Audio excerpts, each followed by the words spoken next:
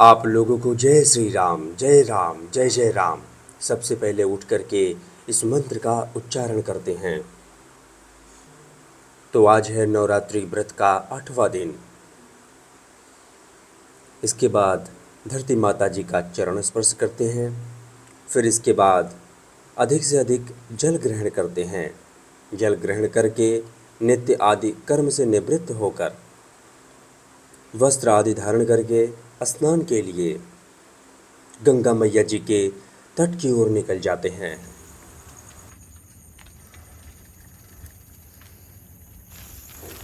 तो जैसे ही यहाँ पर पहुँचते हैं जहाँ पर गौ माता जी बैठी रहती हैं, तो देखिए लाइट कटी हुई है।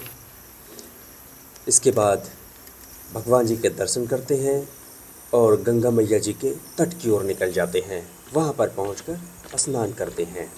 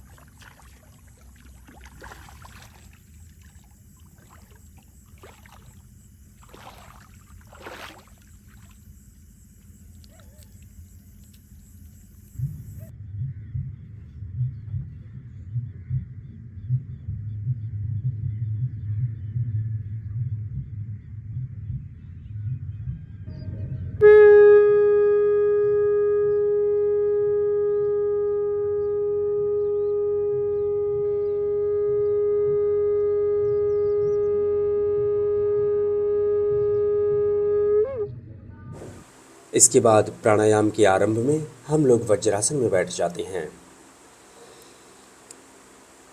फिर हम लोग करते हैं अनुलोम विलोम प्राणायाम।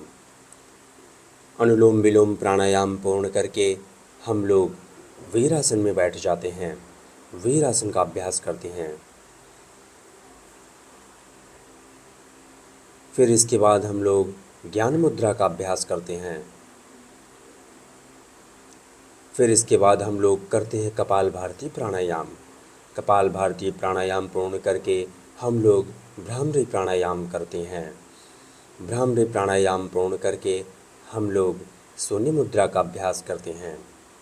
शून्य मुद्रा का अभ्यास पूर्ण करके हम लोग अभय मुद्रा का अभ्यास करके आज का प्राणायाम यही समाप्त करते हैं। आगे बढ़कर हम लोग अपने शरीर की स्ट्रेचिंग करते हैं। तो सबसे पहले हम लोग अपने कंधे की स्ट्रेचिंग करते हैं।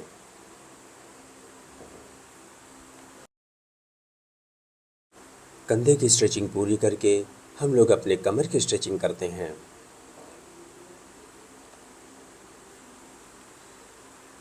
फिर इसके बाद हम लोग अपने पैर की स्ट्रेचिंग करते हैं। तो इस प्रकार से पैर की स्ट्रेचिंग करते हुए आगे बढ़ते हैं।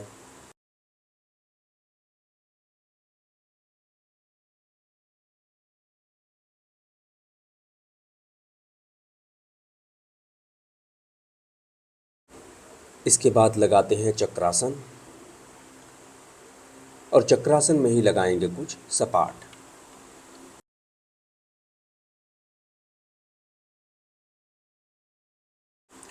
तो इस प्रकार से हम लोग स्ट्रेचिंग करते हुए आगे बढ़ते हैं।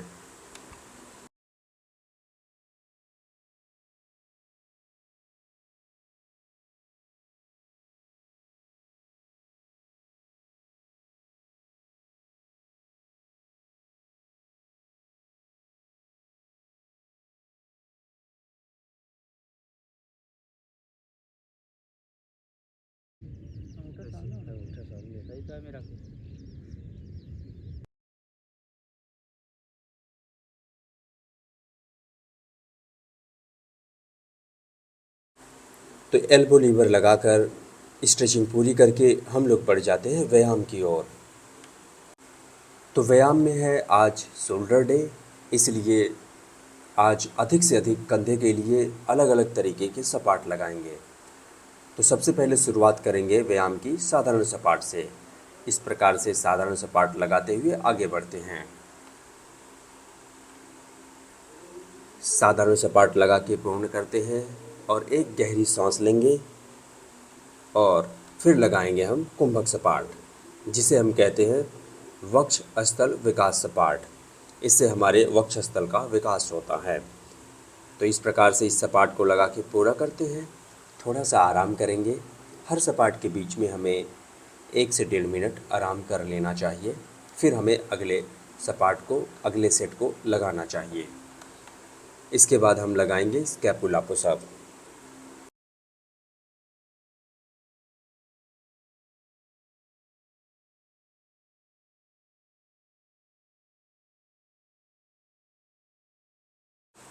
स्कैपुला पुशअप लगा के पूरा करते हैं। थोड़ा सा हम लोग आराम करते हैं। आराम करने के बाद पुनः आ जाते हैं हिंदू सपाट की स्थिति में। तो इस प्रकार से हिंदू सपाट लगाना आरंभ करते हैं।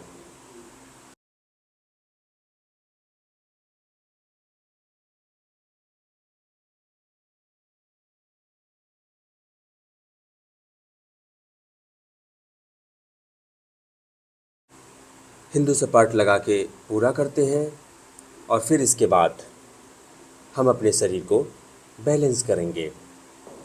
तो इस प्रकार से अपने शरीर को बैलेंस करते हैं और इसी में लगाते हैं सपाट। फिर उसके बाद थोड़ा सा आराम करते हैं, क्योंकि 9 दिन का व्रत है। शरीर में कुछ वैसा अन्न जा नहीं रहा है, इसलिए जो है थोड़ा सा हमें व्यायाम करने में थोड़ी चुनौती हो रही है, पर कोई बात नहीं, भगवान की कृपा से सब संभव है। तो अब हम लोग लगाएंगे कंधे के लिए सपाट। तो कंधे के लिए जितने भी सपाट हैं, उन सपाट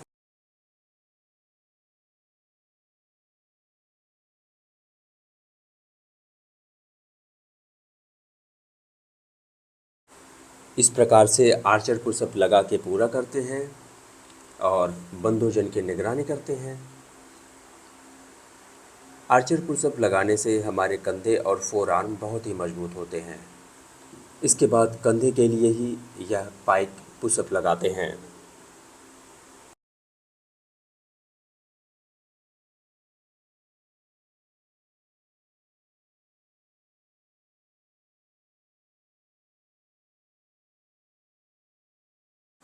इसके बाद हाथ की स्थिति डायमंड शेप में रखते हैं और इसमें लगाएंगे हम पाइक पुशअप।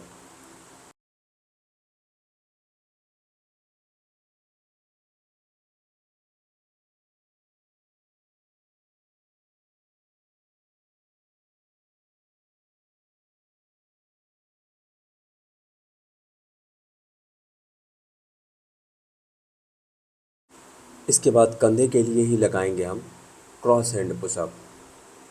यह सभी हमारे कंधे को बहुत ही मजबूत बनाते हैं, इसलिए हफ्ते में एक बार हमें सभी कंधे के जितने सपाट हैं उनके अभ्यास करने चाहिए।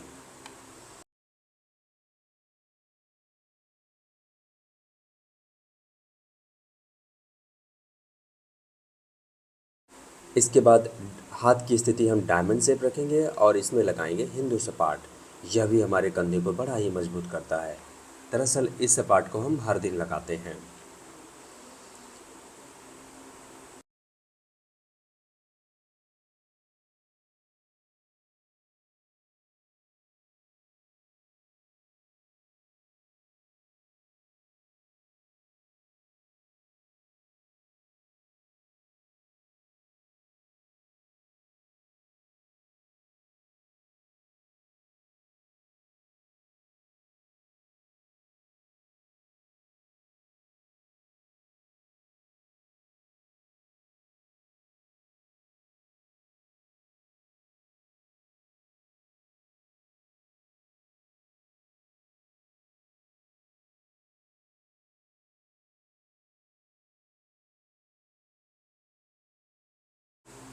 इसके बाद वन हैंड पुशअप के साथ कंधे का व्यायाम यहीं पर समाप्त करते हैं।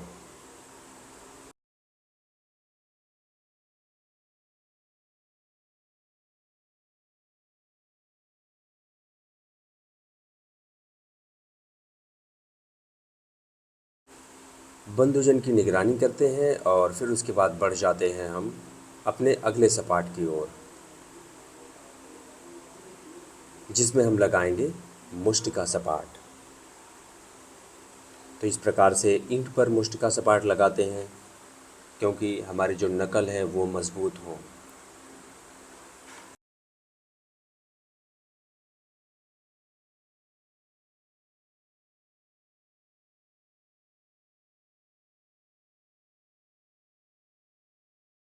इसके बाद लगाते हैं हम फिंगर पुशअप। सबसे पहले 5 उंगली पर लगाते हैं, फिर इसके बाद 3 उंगली पर लगाते हैं, फिर इसके बाद 2 उंगली पर लगाते हैं और फिर इसके बाद 1 उंगली पर यानी अंगूठे पर लगाते हैं। तो इसके साथ फिंगर पुशअप लगा के पूरा करते हैं।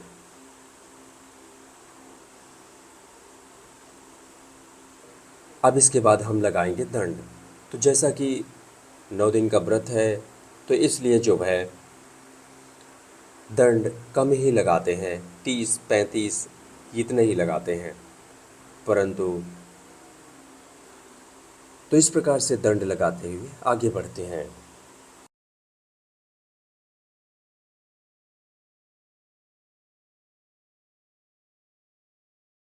दंड लगा के पूर्ण करते हैं, फिर आ जाते हैं श्री हनुमान जी दंड लगाने के लिए। तो इस प्रकार से श्री हनुमान जी दंड लगाते हुए आगे बढ़ते हैं। श्री हनुमान जी दंड लगा के पूरा करते हैं।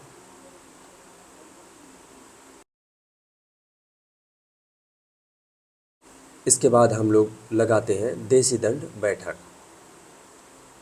देसी दंड बैठक लगा के पूरा करते हैं, थोड़ा सा आराम करते हैं, फिर उसके बाद हम लोग जो है करते हैं फ्रॉग जंप। तो इस प्रकार से हम लोग जो है फ्रॉग जंप करके आज का व्यायाम यानी कि माता जी के तट का व्यायाम समाप्त करते हैं। आगे बढ़कर हम लोग पढ़ेंगे श्रीमद् भगवद गीता और फिर करेंगे हम लोग भगवान राम जी की कथा की चर्चा।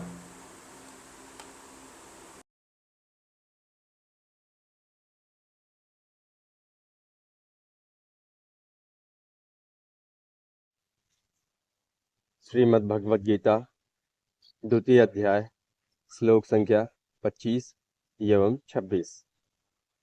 अव्यक्तो अयम चिंत्यो अयम विकार्यो अयम उच्यते तस्मादेवं विदित्वैनं नानुशोचितुं हर्षि। यह आत्मा अव्यक्त, अकल्पनीय तथा अपरिवर्तनीय कहा जाता है, यह जानकर तुम्हें शरीर के लिए शोक नहीं करना चाहिए। अथ चैनम नित्य जातम नित्यम वा मन्यसे मृतम तथापि तुम महाबाहो नैनम शोचितुम अर्हसि। किंतु यदि तुम यह सोचते हो कि आत्मा सदा जन्म लेता है तथा सदा मरता है, तो भी हे महाबाहो तुम्हारे शोक करने का कोई कारण नहीं है। धन्यवाद। तो आज है नवरात्रि का 8वां दिन। भगवान जी की कथा से ही आरंभ करेंगे। कथा कुछ इस प्रकार से है। जब लक्ष्मण जी को लक्ष्मण शक्ति लगती है तो हनुमान जी संजीवनी बूटी के लिए जब जाते हैं तो बीच में ही कालनेमी बहुरूपिया का रूप बना के, साधु संत का वेश बना के वो बैठा हुआ था और हनुमान जी जो है उसके उस वेश को देखकर और उस वेश में वो राम राम का नाम जप रहा था। तो हनुमान जी राम जी का नाम सुनते ही उनके जितने भी ज्ञान थे उस ज्ञान को भुला देते, बस निश्चल भाव से उस कालनेमी को साधु वेश में देखकर उसे साधु समझ बैठते हैं और उसके पास में चले जाते हैं कि राम की कथा सुनेंगे। पर जब वहाँ पे पहुँचते हैं तो स्नान के लिए जाते हैं। पास में एक तालाब था और वहाँ पे जब जाते हैं स्नान करने के लिए तो एक मगरमच्छ आके उन्हें पकड़ता है, तो उसका वध करते हैं, उसे मुक्ति मिलती है। फिर वो जो अप्सरा थी वो अप्सरा बताती हैं कि जिसे आप संत समझ रहे हैं, जिसे आप भगवान जी के भक्त समझ रहे हैं, वो एक प्रकार का काल नेमी है, राक्षस है। और वह आपको जो है यहाँ पर बंदी बनाने के लिए आपके साथ जो है अ, विश्वासघात करेगा। तो हनुमान जी जब जान जाते हैं, पहुँचते हैं वहाँ पर और काल नेमी का वध करते हैं। तो इस कथा का उद्देश्य यही है कि लोग भगवान राम जी का नाम धर्म से भी लेते हैं, जो धर्मी व्यक्ति होते हैं वो भी लेते हैं, जो अधर्मी होते हैं वो भी लेते हैं। पर राम का नाम सदा कल्याणकारी है, क्योंकि कालनेमी ने एक कपट भाव से लिया था, फिर भी उसका कल्याण हुआ। इसलिए उसे अंत गति में राम जी के नाम ही याद आए। तो इसलिए व्यक्ति कैसा भी हो, अगर वो राम जी का नाम ले रहा है तो उसका कल्याण होगा ही होगा।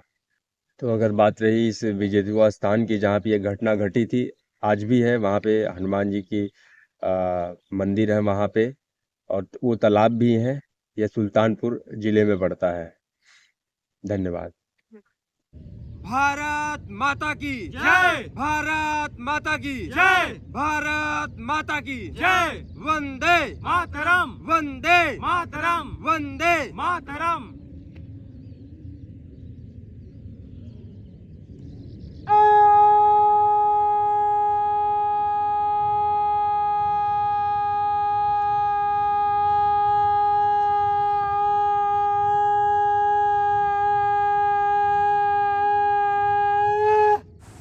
यहाँ का सब कुछ पूरा करके निकल जाते हैं गंगा मैया जी की सफाई करने के लिए। तो माता जी के तट पर पहुंचकर माता जी की सफाई करते हैं। तो चलिए आप लोग मेरे साथ मिलकर बोलिए, सियावर रामचंद्र की जय, हर हर महादेव, जय शिव शंभो, जय गंगा मैया।